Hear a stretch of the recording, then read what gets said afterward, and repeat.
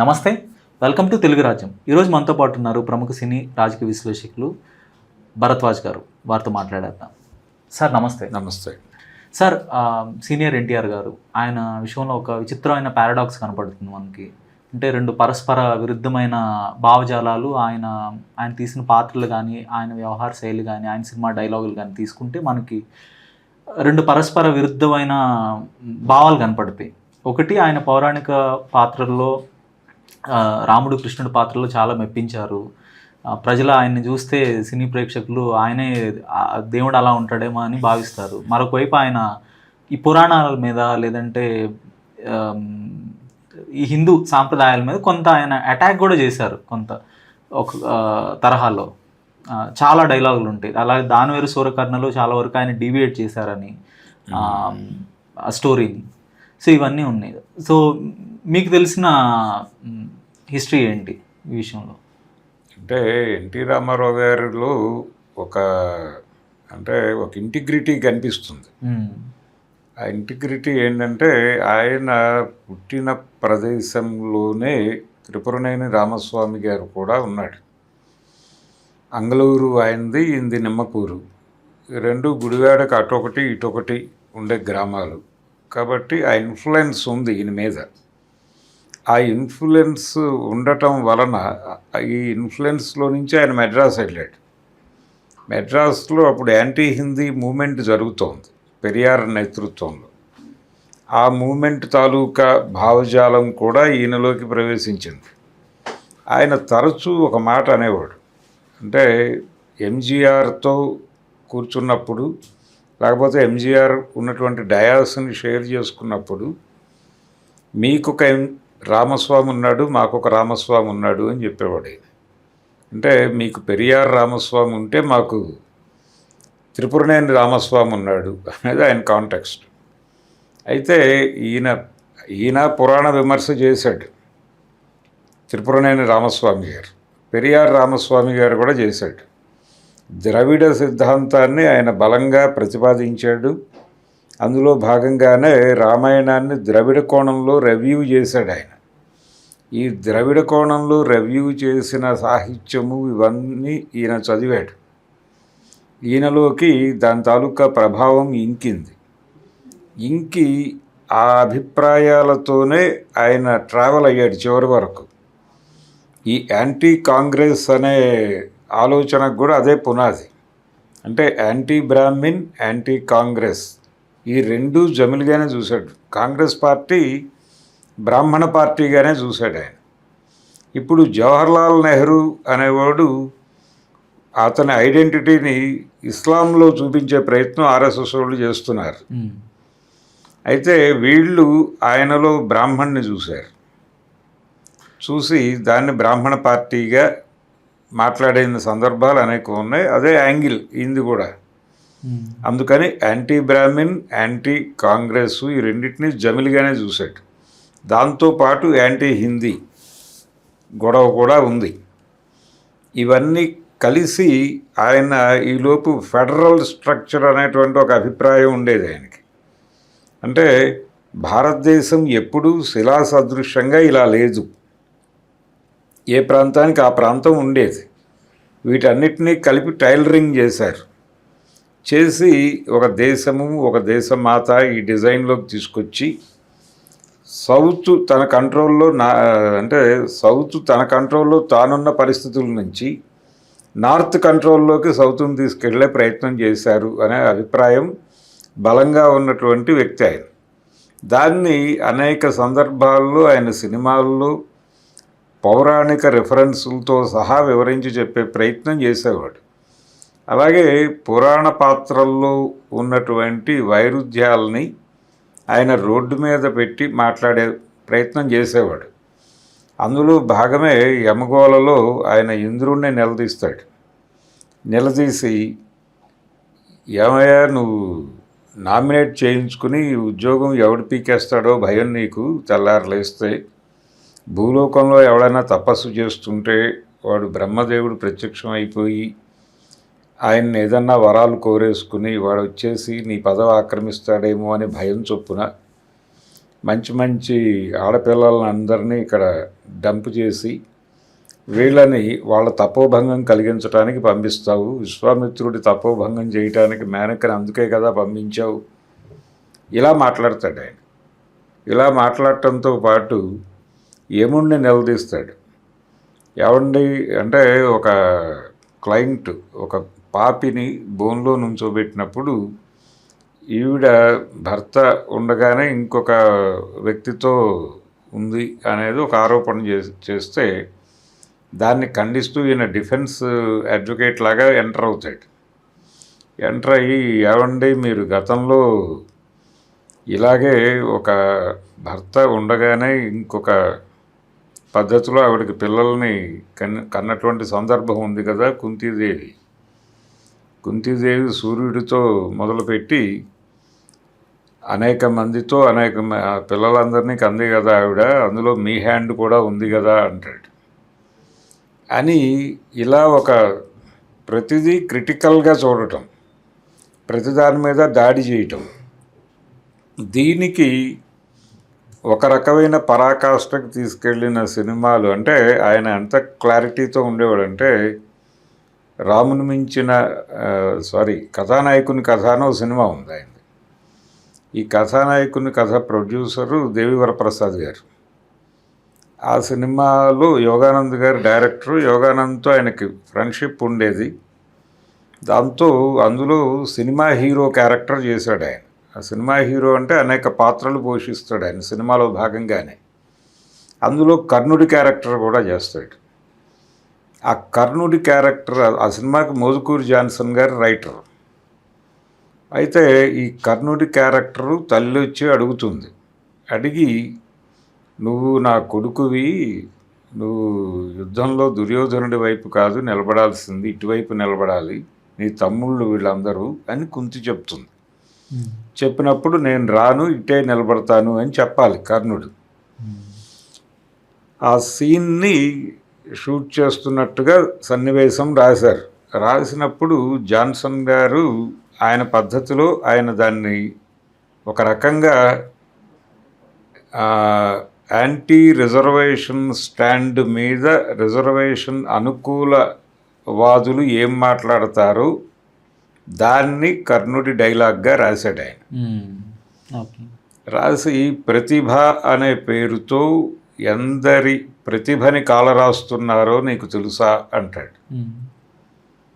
అదే ఇప్పుడు జరుగుతోంది, ఇప్పటికీ జరుగుతోంది. అది ఇప్పుడు కూడా రిజర్వేషన్ హటావో అని ఒక మూమెంట్ జరుగుతోంది. ఈ మూమెంట్కి కనెక్ట్ అయ్యే డైలాగ్ అదే. ప్రతిభ అనేది చెప్తారు, మీరు కర్ణుడికి అర్జునుడికి మధ్యలో పోటీ చేస్తారు. అర్జునుడికి చిన్నప్పటి నుంచి ఇంట్లో విలువిద్య నేర్పించడానికి గురువు ఉన్నాడు. మీకు ఇలా విద్యలు నేర్పించడం అనేది ఒక ప్రోగ్రాం, కానీ మాకు ఎవడూ నేర్పడు. ఇక్కడ మేము ఎవరినో చూసి నేర్చుకోవాలి. ఆ నేర్చుకుని మా సొంత ప్రతిభతో మేము ఎదుగుతాం.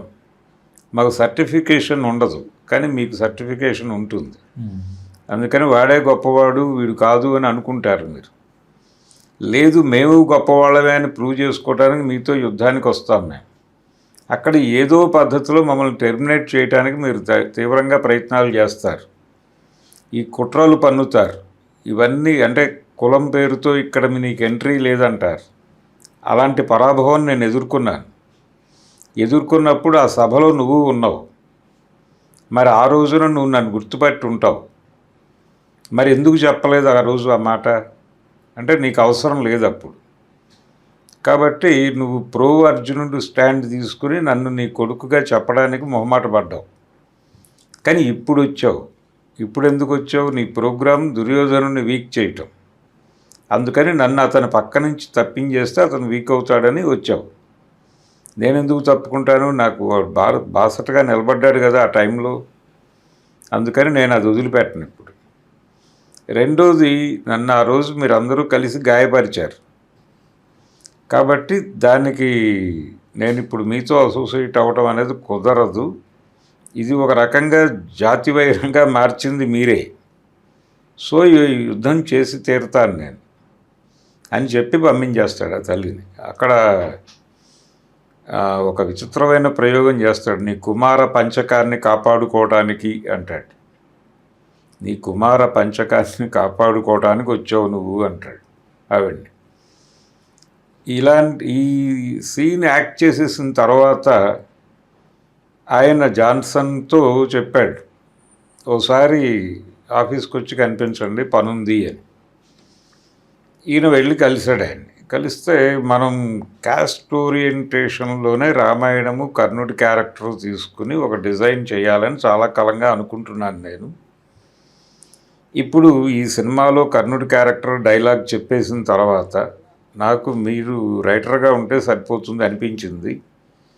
మీరు రైటర్గా వస్తే మనం ఇలా దానవీర సూరకర్ణ అనే పేరుతో సినిమా చేద్దాం అని ప్రపోజల్ పెట్టాడు ఆయన. నేను కొంచెం బిజీగా ఉన్నానండి, కాబట్టి మీకు ఇంకో రైటర్ని ప్రపోజ్ చేస్తాను అని చెప్పి కొండవీటి వెంకటకవి గారి పేరు చెప్పాడు. ఆయన హేతువాది. ఆయన చార్వాక అనే పత్రికలో రెగ్యులర్గా రాసేవాడు హేతువాద వ్యాసాలు. నాస్తిక భావజాలం ఉన్నటువంటి వ్యక్తి. ఆయన్ని ఈయన సజెస్ట్ చేశాడు ఈ పౌరాణిక చిత్రానికి. సజెస్ట్ చేస్తే ఈయన నాకు తెలుసు ఆయన అని చెప్పాడు. చెప్పి ఆయన సాంస్క్రిట్ స్కాలర్. ఆయన చిట్టుగూడూరు అనే ఊళ్ళో చదువుకున్నాడు. ఆ చిట్టుగూడూరు కూడా వీళ్ళ ఊరికి దగ్గరే. అక్కడ సాంస్క్రిట్ కాలేజీ ఉండేది. ఆ కాలేజీలో చదువుకున్న విషయం కూడా నాకు తెలుసు. నేను అతని రచనలు కూడా చదివాను, చారువాకలో రాస్తాడు. చారువాక పత్రిక మీరు చదువుతారా అంటే అవును చదువుతానని చెప్పాడు ఈ పెద్ద మనిషి. ఆయన షాక్. ఇదేంటి అంటే ఎన్టీ రామారావు అనేవాడు ప్రపంచానికి ఒకలాగా ప్రొజెక్ట్ అయి ఉన్నాడు, కానీ రామారావులో ఇంకో రామారావు ఉన్నాడు అనేది అప్పుడు అర్థమైంది దీనికి. అర్థమైన తర్వాత దానిలో ఆయన్ని పిలిపించారు. వెంకటకవి గారిని పిలిపించిన తర్వాత ఆయన తనకు ఒక అసిస్టెంట్ కావాలని పద్మారావు గారిని తెచ్చుకున్నాడు. ఆయన కూడా హేతువాద ఉద్యమంలోనే ఉండేవాడు.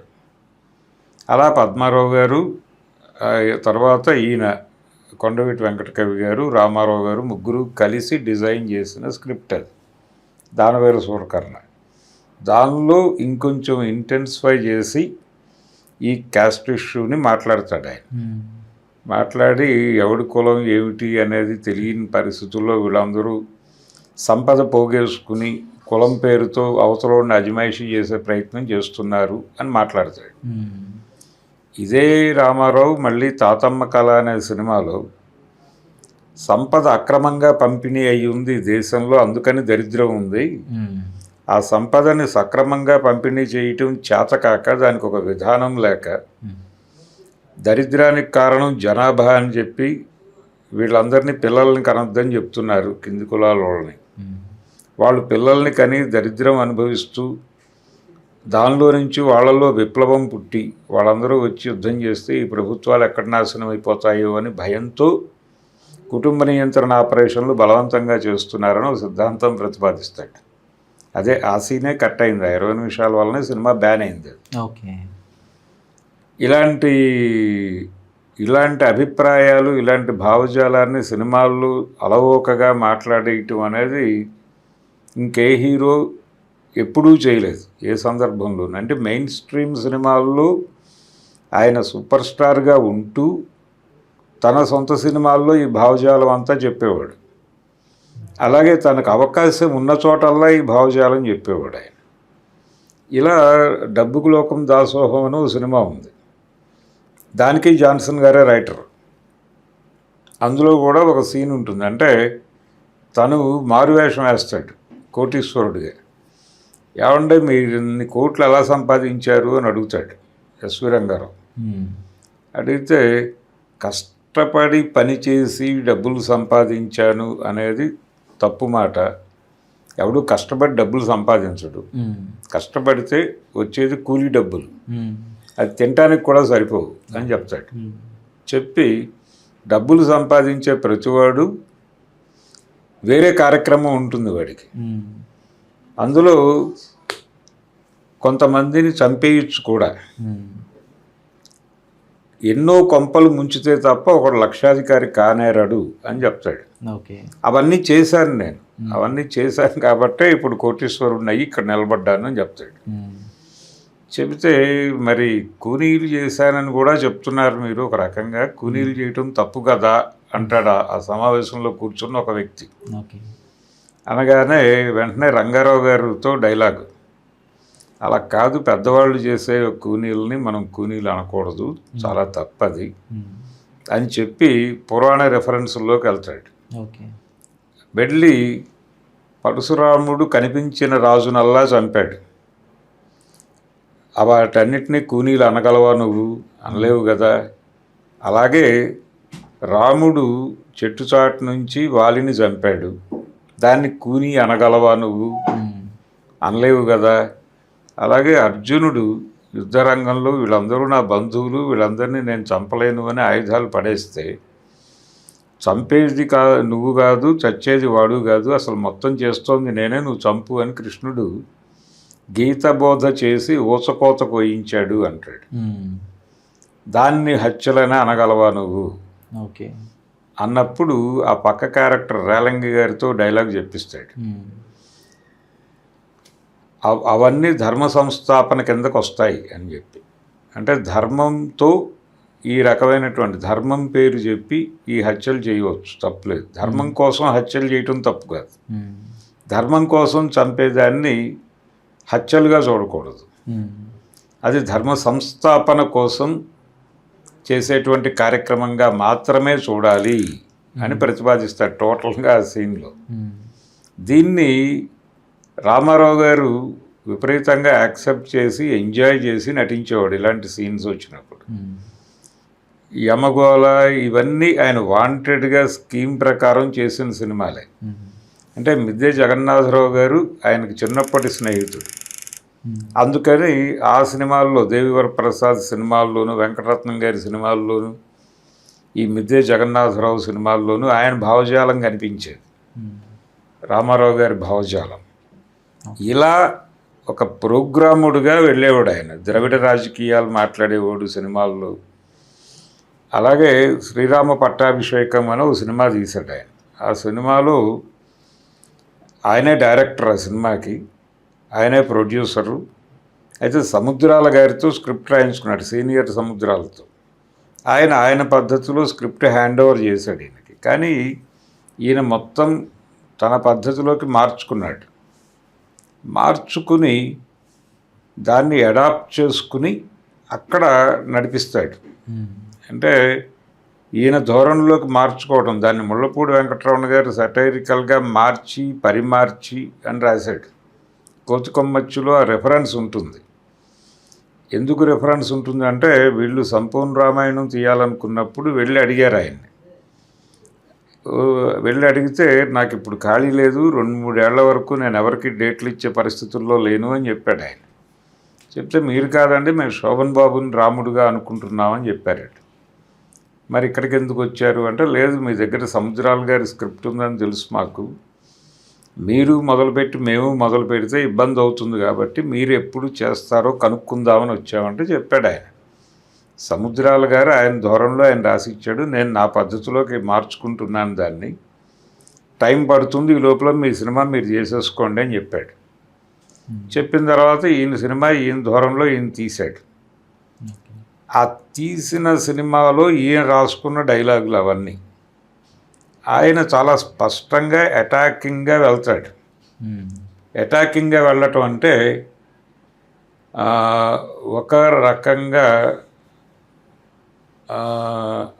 ఆయన కొన్ని సీన్లు, శూర్పణఖ ముక్కు చెవులు కోసిన సీన్లో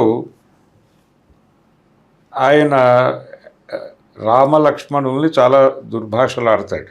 దుర్భాషలని అనకూడదు కానీ సమాజం అలా చూస్తుంది. ఆయన రాముడు ఊరికే అడవికి రాలేదు, ఒక ప్రోగ్రాం మీద వచ్చాడు ఆయన. వాళ్ళ అమ్మ శాపము, లేకపోతే వాళ్ళ కైక శాపము, కైక కోరిక, కైక గారి కోరికలు దశరథుడు గారు తీర్చటం కోసం రాముణ్ణి వనవాసానికి పంపారు అనే ఒక నేరేటివ్ కల్పించారు, కానీ అది వాస్తవం కాదు. ఇక్కడ తపస్సు చేస్తున్నటువంటి, తపస్సు పేరుతో దండకారణ్యంలో ఉన్నటువంటి మునులు అందరూ తపస్సు కోసం ఇక్కడికి రాలేదు. వీళ్ళు ఇక్కడ రెక్కీ చేసి ఇక్కడున్న సంపద గురించి సమాచారం అయోధ్యకి పంపించి వీటన్నిటినీ కొల్లగొట్టడం కోసం ఇక్కడ ఉన్నటువంటి వైరుధ్యాలని వాడుకుని, ఈ వైరుధ్యాల కేంద్రంగా సుగ్రీవుడిని తన వైపు వాల్చుకుని వాలిని చంపి ఇలా. అలాగే ఈ దండకారణ్యం మనం అరణంగా ఇచ్చాం శూర్పణఖకి. ఆవిడ అనుమతి తీసుకుని కదా ఇందులోకి రావాల్సింది. ఆ అనుమతి లేకుండా ప్రవేశించడంతో పాటు శూర్పణఖ కొడుకుని చంపారు వీళ్ళు, త్రిశూరుణ్ణి చంపి. అసలే కొడుకు చచ్చిపోయి ఏడుస్తున్నటువంటి ఆవిడ్ని, కొడుకు పుత్రశోకంతో ఏడుస్తున్న ఆవిడ ప్రణయ కలాపాలు ఎలా సాగిస్తుంది? మాతో ప్రణయ కలాపాలు సాగించింది అని నెపమేసి ముక్కు చెవులు కోసారు. ఒకవేళ తప్పని చూస్తే మేము స్వైరవిహారిణిగా అనుమతించాము ఆవిడ్ని, కాబట్టి ఆవిడికి తప్పేం లేదు. సరస కలాపాలు సాగించినప్పటికే తప్పేమీ కాదు. ఒకవేళ వాళ్ళకి తప్పని తోస్తే ప్రాజ్ఞులై తగదని హితవు చెప్పి పంపవలయునే గాని ఓర్పన రాని విధముగా ఈ అత్యాచారమునకు పాల్పడనగునా అంటాడు ఆయన. ఎందుకు చేశారు అంటే, ఇది నన్ను బెదిరించడం కోసం చేసిన పనిగా నేను చూస్తున్నాను. ఇది మా దానవ జాతిని రెచ్చగొట్టు ముష్కర ప్రయత్నమా అంటాడు. అక్కడితో ఆగడు. ఈ ద్రవిడ రాజ్యాన్ని జయించడం కోసం వచ్చిన ఆర్యజాతి ప్రతినిధిగా చూస్తున్నాను రాముణ్ణి అంటాడు. అంటే ఇంత క్లారిటీతో ఒక సిద్ధాంతాన్ని ప్రతిపాదించటం అనేది సినిమాల్లో చేసినవాడు ఎన్టీ రామారావు ఒక్కడే. పర్టికులర్గా తెలుగు సినిమాలో రామారావు తర్వాత మళ్ళీ ఆ ధైర్యం చేసినవాడు ఒక్కడు కనపడ్డాడు. ఒక్కళ్ళు కూడా లేరు, ఆయన లేరు, ఆయన తర్వాత లేరు. ఆయన మాత్రం చివరి క్షణం వరకు ఇదే అభిప్రాయాలు చెప్తూ వెళ్ళాడు. ఆయన చాలా స్పష్టంగా ఆయన పోతులూరు వీరబ్రహ్మేంద్ర స్వామి చరిత్ర సినిమాగా తీశాడు. ఆయనకి ముందు కూడా ఆ కథను సినిమా తీయాలనుకున్న వాళ్ళు ఉన్నారు. ఉదాహరణకి కరుణామయుడు తర్వాత విజయ్ చందర్ చేయాలనుకున్న కథ అదే. అనుకుని బాపు రమణల దగ్గరికి వెళ్ళాడు. వెళ్ళి ఇలా వీరబ్రహ్మం గారి చరిత్ర సినిమా తీద్దామంటే రమణ గారు డిస్క్రైబ్ చేశాడు అతన్ని వద్దు అని. ఎందుకు డిస్క్రైబ్ చేశాడంటే, ఆయన బ్రాహ్మణేతర ఋషి. ఈ బ్రాహ్మణేతర ఋషి కథని సినిమా చెప్పటం పట్ల ఆయనకి ఎక్కడూ వద్దనిపించింది. అనిపించి అదే అభిప్రాయాన్ని విజయ్ చందర్కి చెప్పి, నువ్వు ఆల్రెడీ యేసు ద్వారా ఐడెంటిటీ తెచ్చుకున్నావు, సో అదే టైం లైన్లో ఇంకొక కథ సెట్ చేద్దామని రాజాధిరాజు సినిమా తీయించారు ఆయనతో.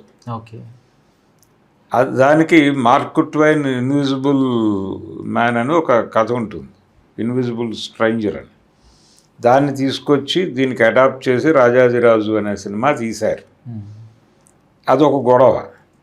ఇలా ప్రతి ఒక్కడు వాయిదాలు వేసేస్తే ఈయనకి కనెక్ట్ అయిన అంశం అదే, బ్రాహ్మణేతర ఋషి కాబట్టి ఆ కథని నేనే తీయాలి అని బాధ్యతగా తీసుకుని సినిమా తీశాడు. అందులో బ్రాహ్మణ వ్యతిరేక కీర్తన ఒకటి పెట్టాడు పాట. ఏవండి పండితులారా ఏవంటారు అని ఒక పాట ఉంటుంది. అలాగే అందులోనే ఒక మాదిగ గీతం కూడా ఉంటుంది. కులం మాదిగరా మతం నీతిరా అని ఒక పాట ఉంటుంది.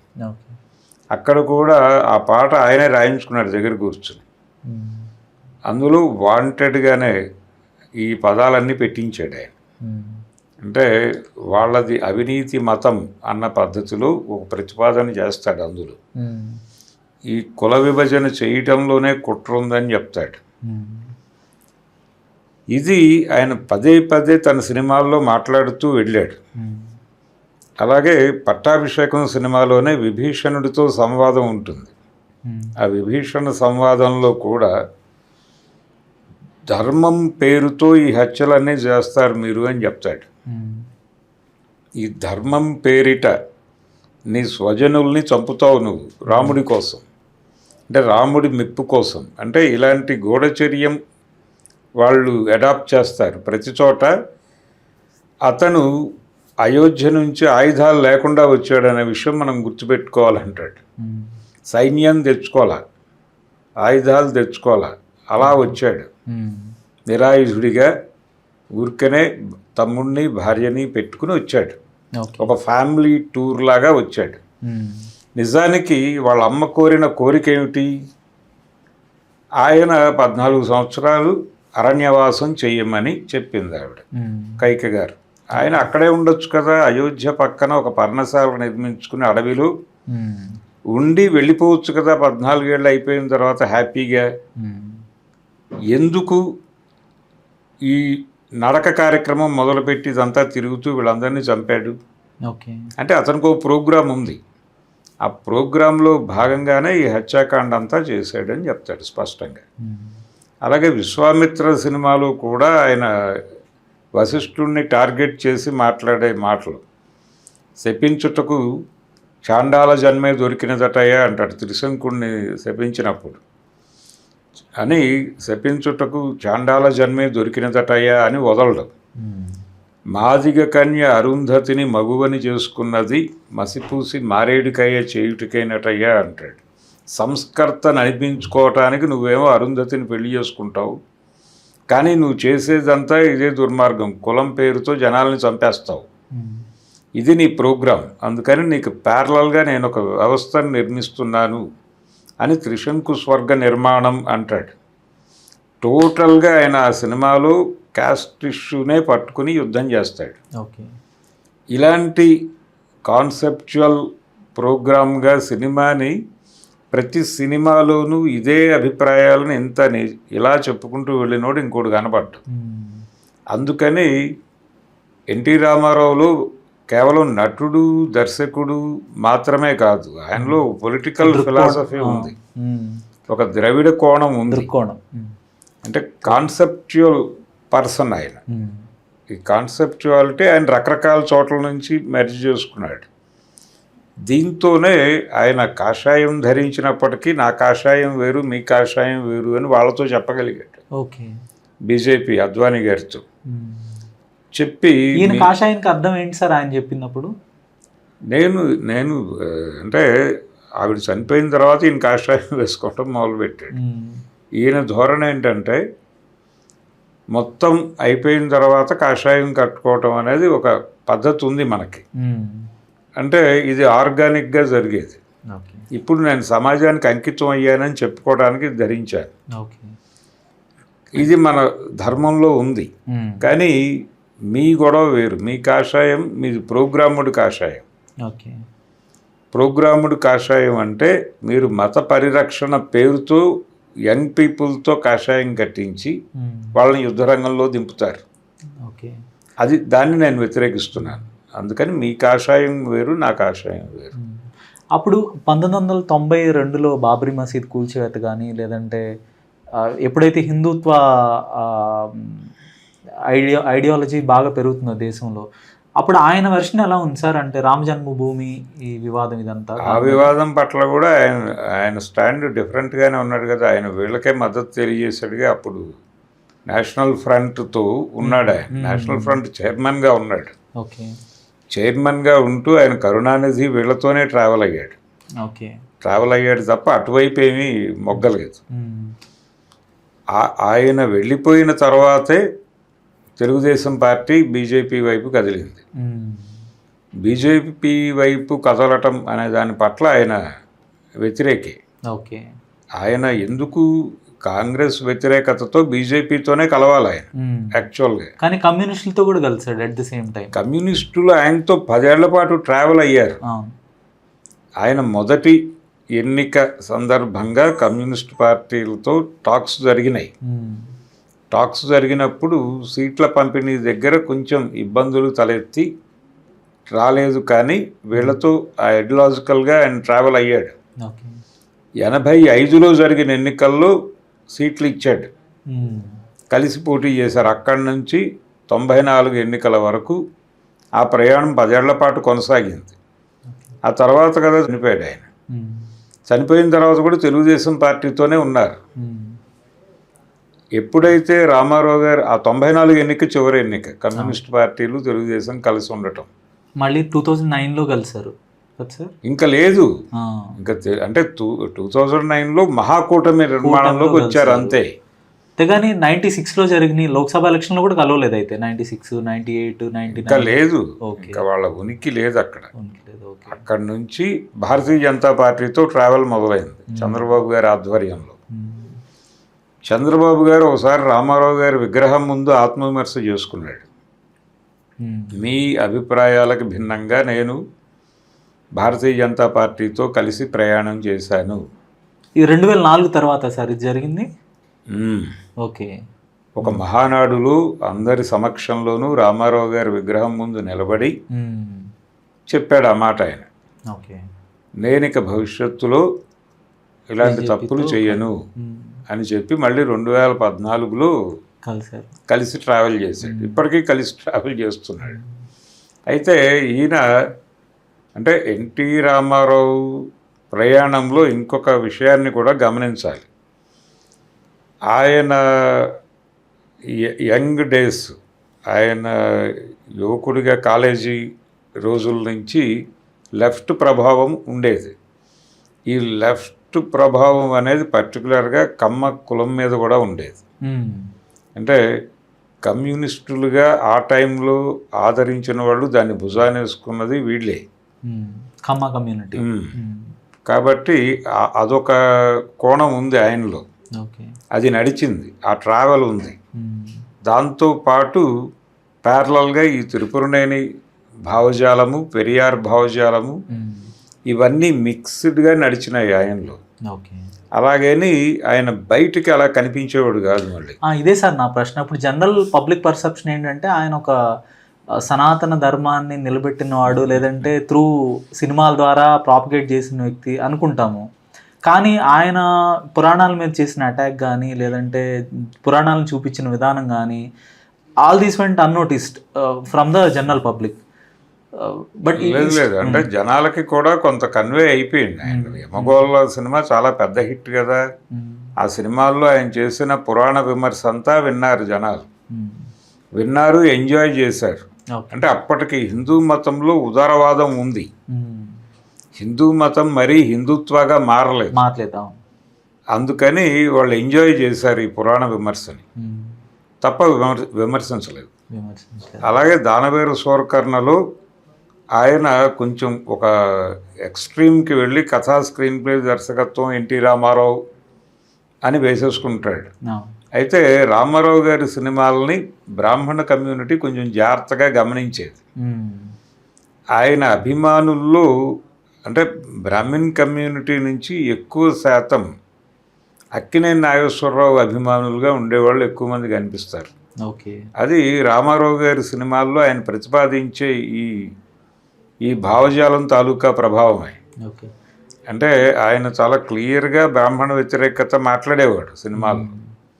దాని నుంచి ఇది మన తాలూకా కాదు అనే క్లారిటీ ఉండేది వాళ్ళకి. At the same time Nageswararao గారు కూడా, ఆయన కూడా ఒక స్టాంచ్ ఎథిస్టే కదా సార్, ఆయన నాస్తికుడు. ఆయనలో కూడా ఆ టైంలో వీళ్ళందరిలోనూ త్రిపురనేని భావజాలం నడిచింది. ఆ ఇన్ఫ్లుయెన్స్లోనే ఉండేవాళ్ళు వీళ్ళందరూ. శోభన్ బాబు, కృష్ణ సార్ వాళ్ళు కూడా కొంత నాస్తి, వాళ్ళకి అప్పటికి అయిపోయింది అది, డైల్యూషన్ మొదలైన ఎరాలోకి వచ్చారు వాళ్ళు. అంటే వీళ్ళు 40 దశకంలో బ్యాచ్ ఇదంతా, కాబట్టి వాళ్ళలో ఈ ఇవన్నీ నడిచినాయి. ఆ తర్వాత డైల్యూట్ అయిపోయిన ఏరియాలో వచ్చిన వాళ్ళు వీళ్ళందరూ. ఆ తర్వాత వచ్చిన ఏ తెలుగు హీరోకి ఒక పొలిటికల్ ఐడియాలజీ కానీ, ఒక ఫిలాసఫీ కానీ ఉన్న దాఖలాలు కనిపించవు. అక్కడితో ఆ ధార ఆగిపోయింది. ఆ ఆగిపోయిన ధార తాలూకా కొనసాగింపే రామారావు సినిమాలు. ఆయనలో రెండో కోణం ఏంటంటే ఆయన తన్ని తాను అంటే ఆయన సినిమాల ద్వారా ఒక భావజాలం నడిచేది. ఆయన కొంచెం ఈ తిరుమల తిరుపతి వ్యవహారం వీటిలో ఆయన ధార్మికుడిగా కనిపిస్తాడు, కానీ అంటే దైవ దర్శనం చేసుకోవటం, గుడికి వెళ్ళటం ఈ గొడవ ఉండేది. అయితే మళ్ళీ అక్కడ కూడా ఈయన ఎండోమెంట్ యాక్ట్ అని తీసుకొచ్చాడు. ఓకే. ఆయన ముఖ్యమంత్రిగా ఉండగా చేసిన పనుల్లో కూడా ఈ భావజాల ప్రభావం కనిపిస్తుంది. ఆ ఎండోమెంట్ యాక్ట్ అనేది ఇప్పటికీ డిస్కసివ్ పాయింటే. ఆ ఎండోమెంట్ యాక్ట్లో ఆయన అనువంశక అర్చకత్వాన్ని రద్దు చేశాడు.